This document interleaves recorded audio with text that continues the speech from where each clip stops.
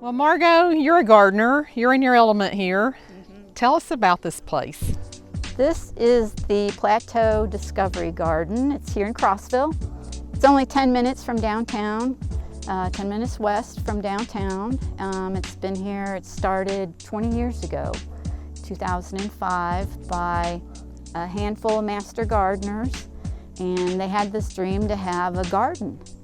And so with a little help from the University of Tennessee and the research center that we have here, they started a garden. And here we are 20 years later, and this is what it's grown into. And it's pretty impressive. I mean, I'll just have to say I'm totally out of my element here. You're speaking a foreign language to me, but it's very beautiful and it's very peaceful. And anyone can come here and they can volunteer here, or they can just come here and visit. The garden's open every day of the year from sunup to sundown. There's no charge. And tell us what we can expect to see when we come out to the garden. Well, the garden's put together in different areas or plots, and a lot of them over the years were started by the graduating class of master gardeners that year. So they have themes. Several of the plots are actually research plots, like we've had a hibiscus garden research plot. Right now the rose rosette plot is out farther on the other side of the garden, but there's over 3 acres of garden here for people to go through, from vegetables to some exotic things like elephant ears that you might be able to see here in a minute. So there's a lot to see. And you replenish it seasonally. So we're going into fall and there are new things here, things being planted, things are blooming.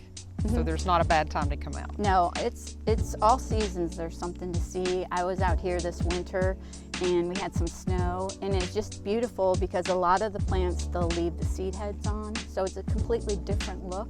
And it's always very peaceful and quiet to come out to. It's just a great place to visit. And what are we looking at through here? What is this? So this archway is actually a native plant that grows here. It's a coral honeysuckle plant, and this section of the garden leads into the pollinator garden. There's also a monarch butterfly way station where you can go online, and we'll put some links about the different plots and something like the monarch butterfly way station. People are, monarch butterflies are close to being endangered, so you can learn more about that. And what does the way station do? You have to have certain plants. It attracts the adult butterflies to come in with different nectar plants, so they come in to eat, and there's also plants specific for them to lay their eggs on. So then those plants rear the next generation. So you're really trying to attract them when you say way station, W-A-Y, way station, yes, to bring them here. Yes, yeah. So it's sort of, the monarch's very unique because it migrates, like a lot of birds do. So they come through this area on their way to Mexico, and some also Florida over winter there. So it's a way station, a place for them to stop, eat, and then lay their eggs for the next generation. And so when do they come? They lay their eggs here when? Spring or fall? Yes, both. Both? On their way through and on their way back? Yes, exactly. On their way through, they'll stop here going north, and then another generation will come back through and lay eggs and go south. So it's very interesting. This area is very important for that. Yeah. Kind of halfway. And so people can come here, and I've noticed some signs on the ground that show you what the native plants are, and they could get information about if they wanted to create a way station at their house, in their garden. Absolutely. Okay. Yeah, and we'll have links with this video to a lot of the different publications and links to other, like the Monarch Way Station information too. And so you're a master gardener, and this was a project that was done mainly by the master gardeners. How can people get information about becoming a master gardener or becoming involved here? To work on this garden, we have master gardeners, which you have to take a 14-week course to become a master gardener, to be certified by the University of Tennessee. You can also be a citizen volunteer here. So you don't have to go through the Master Gardener Club. No, you don't have to. You can come and sign up to be. Would they let me be a volunteer? Yes, you would have to go through extensive training. They would teach me how to not kill the plants? Yes. Okay. You couldn't kill the plants. Oh, I could. And so along those same lines, you mentioned to me earlier how this started. Tell us a little bit about how this whole experiment station. The road coming in is called Experiment Station Road, so it frightened me when I first moved here. Like what kind of experiments what are they doing out there? You see these big buildings and things, but back before World War II, Potato Farm Road, which is north of town, actually had potato farms, and the potato plants started to die. So they needed help to find out what was happening. So the University of Tennessee got this land and started doing research on potatoes and how to cure this blight disease that they were getting. So that's how it started, way back before World War II. Wow. And they've done experiments with cattle here also. So it's not just research with cattle. They've done research with cattle here also. So it's not just plants, but that's been a big part of it, obviously. Yeah, and it's called the Plateau Discovery Ag Research. So it's animals, anything to do with farming, and agriculture and horticulture. Okay, So, well, let's go through and look at some more of the garden. Okay. Well, so here we are at the Monarch Way Station. This is where the butterflies come to eat and then hopefully lay their eggs. So, and then the caterpillars hatch out and become butterflies. And we just saw a monarch here. Maybe it'll come back while we're here, but we just saw one.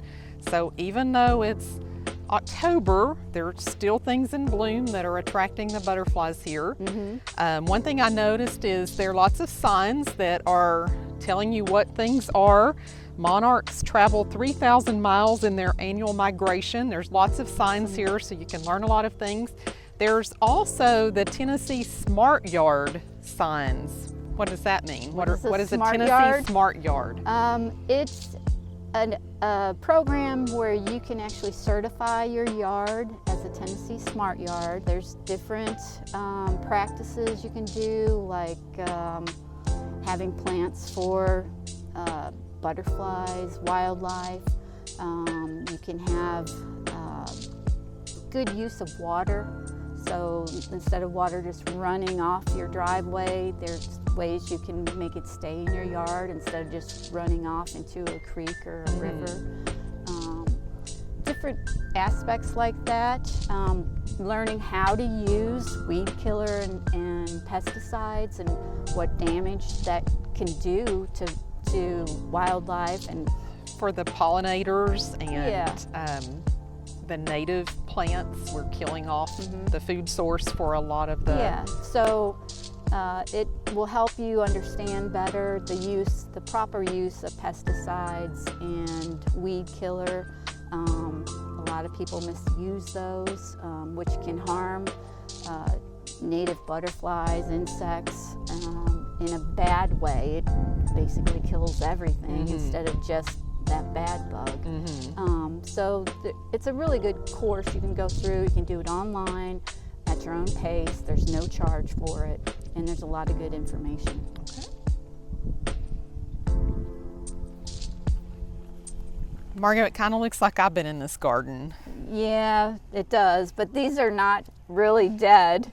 This is a native plant garden, so this is what insects need to live. They can't eat food that is not native to here, and so insects eat the plants, make them, eat all the leaves off, but all this food, insect food, became monarch butterflies. So that's something that, the gardens don't always have to be beautiful to be educational, or they're beautiful in a different way. And they're useful. And Yes. that's the big thing. It's not all about the beauty, it's about the usefulness of the garden. And it is a very big thing, you know, with different environmental things going on in the world. People think, oh, it's just a bug, you know, but actually it's the food chain. Because if you love your birds, you need to love the bugs and the insects. And plants like these, you know, fortunately milkweed plants, beautiful insects, the monarch butterfly eats that, so people are all into that. But a lot of our native bees and pollinators that are so important for our food source, our food, you know, without insects, people would die off within a few years. Because well, and the honeybees have been a big deal in the Yes. last little bit because there are fewer of them. They're I guess they're endangered. I don't know if that's the official term, but yeah, and they're not native. but we're trying to protect those and provide some pollination for those, or some Absolutely. pollinators so that they can pollinate. And they love these gardens. We saw a whole bunch of the honeybees up around the purple asters. You know, this time of year they need some plant blooming to get that nectar. And also we have hundreds of species of native bees that pollinate, you know, plants that we eat, like beans and things like that. And a lot of them will nest in the stems of the plants over winter. So that's why you'll see some people will have dead plants all winter in their gardens, and that's why. It's not because they're lazy. It's because they're thinking about all those insects that we need. That's really interesting. See, you're learning I'm something. learning stuff. So maybe you've just moved to Tennessee and your new construction home doesn't have much landscaping yet. So you could come out here. All of these are labeled. You can kind of look and see what you like. These are all native evergreens. Not native. Not native? Okay, These are not native. They're not all natives, but a lot are cultivars, but they do grow well So here. things that grow well here. Yes. Okay, Absolutely. so these are things that you might want to put into your own yard, into your landscaping. There are people here who can advise you. So if I just built a pool and I want something that grows kind of fast to give me some buffer between my neighbor's house, someone could tell me which of these might be Yeah. good to put into my yard. And you could come out and say, well, I don't like this or that one. That looks like Cousin It. But you love this one. So they are marked, or you could grab one of the volunteers or go into the office and talk to them and say, I love this. What is this? And they're how long happy has to it help. been here? How long will it take for it to look like this if I plant it in my yard? Right. Um, And where to buy them, because a lot of these plants, you can't just go buy it at Lowe's. every year, once a year, there's a plant sale here. And it's a really big deal, I understand. People come from everywhere, line up, trying to get in, They do. almost fight over plants. Yes, And that happens. but you can come here and you can buy plants that are either native or plants that grow well here. Yes. And they're when is this plant sale? The plant sale is the first Saturday in May, and Shalina Durkot is the person that selects all the plants for that event. Everything grows well right here on the plateau, and there are some unusual, hard to find plants here at super good prices, and it is a fundraiser for the garden. And are those plants all grown here, or are they grown by master gardeners who bring them to the sale? For that sale, they are commercially grown, some of them possibly specifically for the sale. Shalina, the garden director here, she does a lot of research, and she's always, she's a big plant nerd, so she's always looking for the next best thing. So she takes it very seriously, the plant selection. So it's a great event to come to. And you can also come out and visit the garden at the same time, talk to different master gardeners there about their plant selections and what they're looking for. Okay, very good.